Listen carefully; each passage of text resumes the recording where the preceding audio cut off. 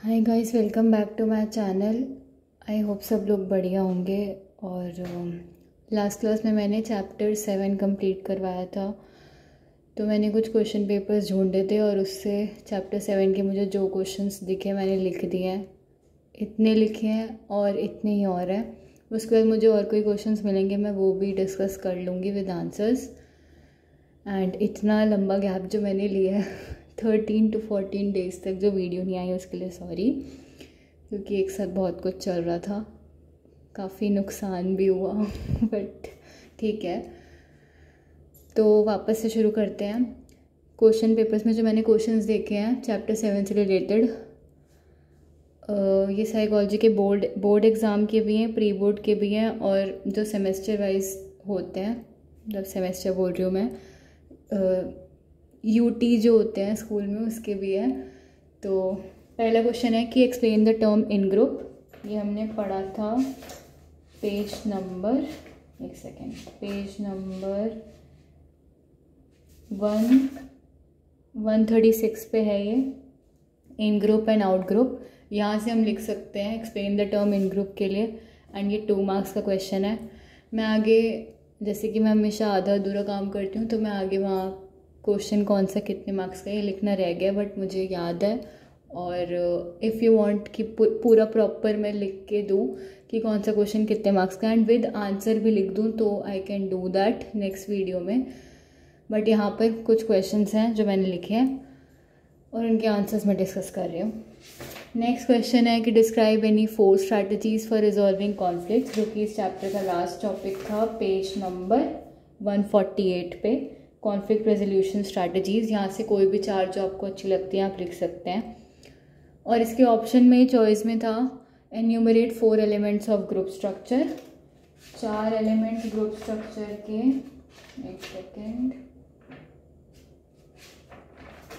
4 elements group structure के हमारे आ जाते हैं page number 134 and 135। Roles, norms, status, cohesiveness. एक एक लाइन में इनके मीनिंग के साथ और एग्जाम्पल्स लिखेंगे तो बहुत ही अच्छा, बहुत भला हो जाएगा, क्योंकि वो 6 नंबर का क्वेश्चन है तभी चॉइस में है। तो एग्जाम्पल लिखना बहुत ज़रूरी होता है हर क्वेश्चन का आंसर देते हुए, उससे मार्क्स भी मिलते हैं और सामने वाले एग्जामिनर को भी पेपर चेक करते हुए पता लग जाता है कि हमें कितना आता है उस टॉपिक के बारे में। तो विद एग्जाम्पल, विद डेफिनेशन, पूरा मीनिंग एक्सप्लेन करना है, रोल्स का, नॉर्म्स का, स्टेटस का, कोहेसिवनेस का, जो कि पेज नंबर 134 एंड 135 पे गिवन है। देन आते हैं बाइंडिंग और mutual attraction among group members is referred to as, ये 1 मार्कर है जिसका मतलब है कोहेसिवनेस। 135 पे लिखा भी हुआ है cohesiveness refers to togetherness, binding और mutual attraction among group members. Then आते हैं what are norms. What are norms जो भी हमने देखा है 134 पे, 4 एलिमेंट से उन्होंने अब स्पेसिफिक उठा के दे रखा है, 2 मार्क्स में, 1 मार्क्स में पूछा जा सकता है, यहाँ पे 1 मार्क्स में पूछा है। What are norms? Norms are expected standards of behavior and beliefs established, agreed upon and enforced by group members. They may be considered as groups unspoken rules. ठीक है, आगे बता सकते हैं example, in your family there are norms that guide the behaviour of family members. These norms represent shared ways of viewing the world.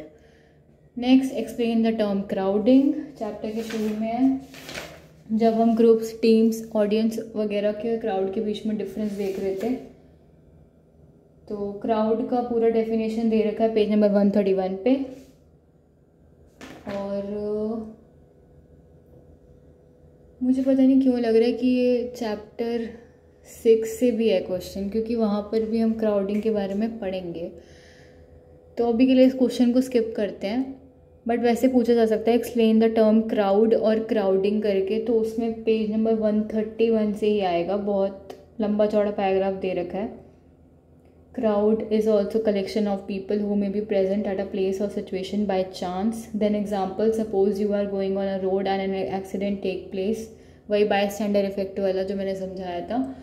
Then describe any 2 elements of group structure, वही same question repeat हो रहा है, पहले 4 elements पूछे थे, अब 2 elements पूछे हैं। रोल्स या नॉर्म्स बता दो, स्टेटस या कोहेसिवनेस बता दो, जो भी इजी लगे, जो अच्छे से समझ आए, जिसके बारे में थोड़ा ज़्यादा लिख सको। एंड एक बात हमेशा याद रखनी है कि साइकोलॉजी के पेपर में क्वेश्चन चाहे 2 नंबर का हो, चाहे 3 नंबर का हो, चाहे 4 का या 6 का या 5 का, विद एग्जांपल्स, जितने नंबर का क्वेश्चन है उससे कुछ ज़्यादा अमाउंट में ही लिखना है, ज़्यादा लिखना पड़ता है। और ये नहीं कि जो मन में आए वो लिख दें, जितना पता है जितना समझ आ रहा है उतना लिख दो, और उसमें कम भी लिखो तो भी अच्छा है, बट ज़्यादा लिखना is much much better to gain marks. Next, collection of people assembled for a particular purpose is called an audience। 1 marker है, पेज नंबर 132 पे दे रखा है। An audience is also a collection of people who have assembled for a special purpose, maybe to watch a cricket match or a movie। Enumerate 4 stages of group formation। Page number 133, stages of group formation last में दे रखा है। Forming stage, storming, norming, performing। Then page number 134 also adjourning stage। Okay, explain the phenomena of social loafing by giving examples। Page number 137, social loafing पूरा explain कर रखा है, examples भी उसी में है। ठीक है, social loafing क्यों होता है वो भी बता रखा है, वो भी बताना ही है ऑफ कोर्स, क्योंकि उन्होंने 6 नंबर में पूछा है explain the phenomena of social loafing by giving examples. अगर एग्जाम्पल देने के लिए लिखा है तब तो एग्जाम्पल लिखना ही है, नहीं लिखा तो भी समझदारी के लिए, और कुछ अगर बताना है सामने वाले को कि हाँ तुमने टॉपिक पढ़ा है, तुम्हें समझ आ गया, तुम खुद से एग्जाम्पल भी दे सकते हो, वरना बुक के एग्जाम्पल तो रेफर कर ही सकते हैं। What is meant by compliance. Compliance page number 139 पूरा बता रखा है। Kelman distinguished 3 forms of social influence: compliance, identification, internalization। यहाँ से कंप्लायंस की डेफिनेशन विद एग्जाम्पल उठा के लिख सकते हैं, खुद से एग्जाम्पल भी दे सकते हैं। मैंने भी एग्जाम्पल्स अपने हिसाब से दे के समझाया था जब मैंने ये टॉपिक बताया था, पेज नंबर 139 पे मिल जाएगा। कुछ भी डाउट हो तो पूछ भी सकते हैं। Then what are the major determinants of cooperation and competition. Okay, cooperation and competition, cooperation and competition, ठीक है। Page number 144 and 145। 144 पे कॉपरेशन एंड कंपटीशन पूरा अच्छे से लंबा चौड़ा करके समझा रखा है, वहाँ से समझ आ जाएंगे डिटर्मिनेंट्स। और एक सेकेंड, अगर वहाँ से मैंने 144 पढ़ने के लिए इसलिए बोला है क्योंकि वहाँ पे विद इंट्रोडक्शन पूरा टॉपिक समझाया हुआ है कि कॉपरेशन क्या होता है, कंपटीशन क्या होता है, दोनों के बीच में रिलेशन कैसा होता है। अब उन्होंने पूछा है what are the major determinants of cooperation and competition. It doesn't mean कि तुम सीधा हेडिंग डाल के लिखना चालू कर दोगे determinants of cooperation and competition. एक आंसर लिखने का एक तरीका, एक स्टाइल रहता है। पहले इंट्रोडक्शन आता है, बीच में फिर टॉपिक का एक्सप्लेनेशन आता है, देन एक कंक्लूजन भी आता है लास्ट में, और उससे पहले एग्जाम्पल्स भी डालते हैं कि हमने क्या समझा और क्या पढ़ा। देन फर्स्ट पेज नंबर 144 पे जाना है। Cooperation and competition orange bold करके दे रखा है, ब्लैक से लिखा हुआ है, वहाँ पर पूरा कॉपरेशन कंपटीशन पढ़ो, एग्जाम्पल्स मिलेंगे एंड डेफिनेशंस मिलेंगी, वो लिख दो, वरना मेरी वीडियो है चैप्टर एक्सप्लेनेशन में, वहाँ पे मैंने बता रखा है टॉपिक।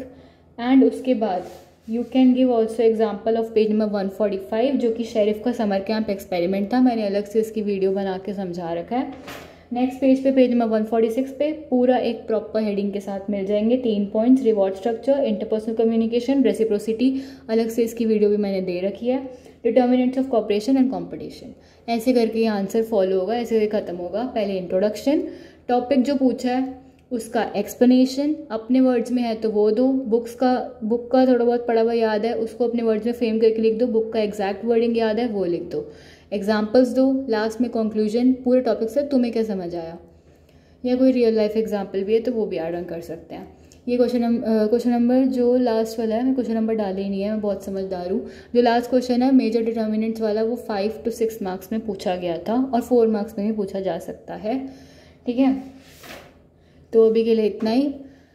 नेक्स्ट वीडियो में चैप्टर 7 के बचे हुए questions I can discuss, and if you want कि मैं और ज़्यादा क्वेश्चंस चैप्टर 7 के ही अभी लाऊं, उसके बाद मैं नेक्स्ट चैप्टर पे स्विच करूं, तो यू कैन से, और आप लोग अपने सजेशंस दे सकते हैं इस मामले में भी। और जितना मैंने बताया उसमें से कुछ भी समझ ना आया हो, कोई आंसर पता है, मिल गया है, लिखना कैसे है नहीं पता, या आंसर मिला ही नहीं है, कोई स्किप कर दिया, या कोई समझ नहीं आ रहा, मिल गया है, पता भी है कैसे लिखना है, बट ये नहीं पता कि कितना लिखना है, और कहाँ से, लाइक कौन कौन से सोर्सेज से।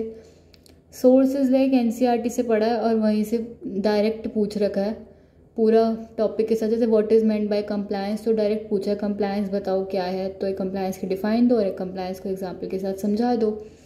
फिर भी अगर कुछ समझ में नहीं आता तो आई एम हेयर, कृपया करके मुझसे पूछने का कष्ट उठाएं। And thank you so much time निकाल के वीडियो देखने के लिए।